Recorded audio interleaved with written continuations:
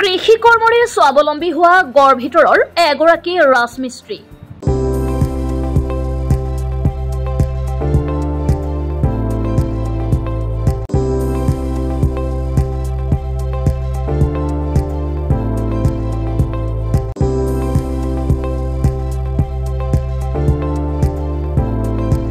কৃষি কৰ্মৰ সৈতে নিজকে বিলীন কৰি দিয়া এজন লোক। ৰাসায়নিক সাৰ প্ৰয়োগ কৰাৰ বিপৰীতে জৈৱিক সাৰ নিজে প্ৰস্তুত কৰি ব্যৱহাৰ কৰিছে কৃষি কাৰ্যত। বজাৰত ৰাসায়নিক সাৰ প্ৰয়োগেৰে উভৈনদী হৈ পৰা শাক পাচলিৰ খাই মানুহৰ বিভিন্ন ৰোগ হোৱা দেখি তেওঁ জৈৱিক সাৰ প্ৰয়োগ কৰি কৃষি কাৰ্য কৰাৰ মন মেলিছিল। নলবাৰীৰ ধমধমাৰ সমীপৱৰ্তী গড়ভিতৰ গাঁৱৰ ইছলাম আলীয়ে ৰাজমিস্ত্ৰী কাম ত্যাগ কৰি আৰম্ভ কৰিছিল কৃষি কাৰ্য। নিজৰ কৃষিডৰাৰ লগতে কেইবাবিঘা পৰিত্যক্ত ভূমি লিজত লৈ তেওঁ আৰম্ভ কৰে কৃষি কাৰ্য। এই কৃষি কাৰ্যৰ জৰিয়তে নিজে স্বাৱলম্বী হোৱাৰ লগতে আন 4জনক দিছে কৰ্মসংস্থাপন। সুদীৰ্ঘ বছৰে ইছলাম আলীয়ে কৃষি কাৰ্যৰ সৈতে জড়িত হৈ থকাৰ কথা জানিও আজি পৰ্যন্ত বাক্সা কৃষি বিভাগে কোনো ধৰণৰ সুবিধা প্ৰদান নকৰাৰ অভিযোগ উঠিছে। কৃষি বিভাগৰ লোকে মাজে মাজে তেওঁৰ কৃষিভূমিত উপস্থিত হৈ শাক পাচলি লৈ যোৱাৰ বাহিৰে আজি পৰ্যন্ত কোনো সহায় নকৰাৰ অভিযোগ উঠিছে। উদ্যমী কৃষকগৰাকীক বাক্সা কৃষি বিভাগে কৃষকগৰাকীক সহায়ৰ হাত আগবঢ়ালে নিশ্চিতভাৱে কৃষকগৰাকী উপকৃত হোৱাৰ লগতে অন্য কৃষকসকলেও কৃষি কাৰ্যৰ প্ৰতি আগ্ৰহান্বিত হ'লহেঁতেন।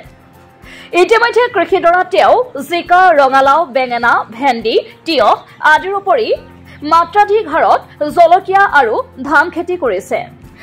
জাবৰ জোথৰ পেলনীয়া সামগ্ৰীৰ পৰা তেওঁ নিজে প্ৰস্তুত কৰা জৈৱিক সাৰ ব্যৱহাৰ কৰি বিভিন্ন শাক পাচলিৰ খেতি কৰিছে। কওকচোন, মই আচলতে এটা পেছাত ৰাজমিস্ত্ৰী আছিলোঁ। মোৰ নামো আছিল ৰাজমিস্ত্ৰী। বহুত লগত কৰ্মচাৰীক মই কামো শিকালোঁ। তাৰপৰা সিহঁতৰ পৰাই মাজে মাজে ওলাই আহি মই কিছুমান কৃষি কৰ্মত লাগি গ'লোঁ। কাৰণ 8 বিঘামান মাটি মই লিজত লৈ মই কিছুমান কৃষি কাম আৰম্ভ কৰি দিলোঁ। আন মানুহৰ পৰা মই কিছু পৰামৰ্শ লৈছোঁ বা কৃষি বিভাগৰ মানুহৰ পৰা পৰামৰ্শ লৈছোঁ কেনেধৰণৰ খেতি কৰিব পাৰি।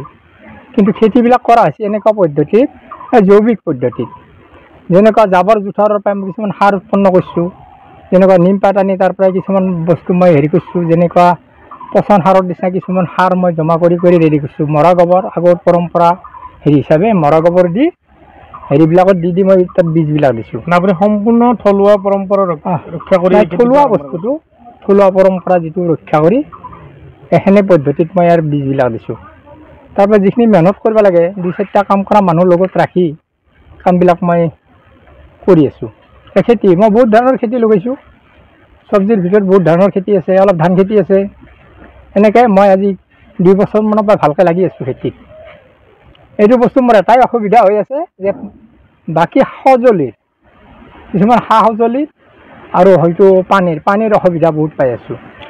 বৰ্তমান একো কোনো বস্তু সেই বিষয়ে দিয়া নাই। কেতিয়াবা 2-এটা অফিচাৰে আহি পেলাই অলপ চলপ চব্জি ছিঙি লৈ যায়। কিন্তু হ'ব এই সপ্তাহত যোগাৰ কৰি দিছোঁ, কিন্তু তাৰপিছত খবৰ নাই। এনে নামটোহে, কোনো বস্তু ইয়াত দিয়া নাই তেখেতসকলে। নাই কোনো বস্তুৱেই নাই। কেইবাবাৰো মই জনালোঁ, ক'লোঁ, আহে চাই, তাৰপৰা কোনো বস্তু ইয়াত মানে আপুনি কৃষি বিভাগক জনাইছিলে? জনাইছোঁ, জানে, গম পায়। বহুত ধৰণৰ কৃষি বিভাগে গম পায়। এতিয়া কৃষি বিভাগৰ অফিচাৰো আহি চাই যায়।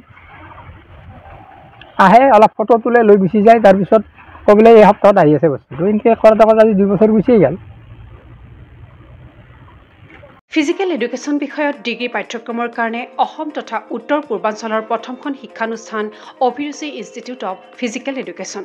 2 বছৰীয়া ফিজিকেল এডুকেশ্যনৰ BPEd পাঠ্যক্ৰম আৰু 4 বছৰীয়া BPES পাঠ্যক্ৰমৰ বাবে নামভৰ্তি চলি আছে। বিতংকৈ জানিবৰ বাবে আজি যোগাযোগ কৰক। যোগাযোগৰ নম্বৰসমূহ হৈছে 9435100098, 7002 33540, 88765210998, ৱেবছাইট www.aipguwahati.in।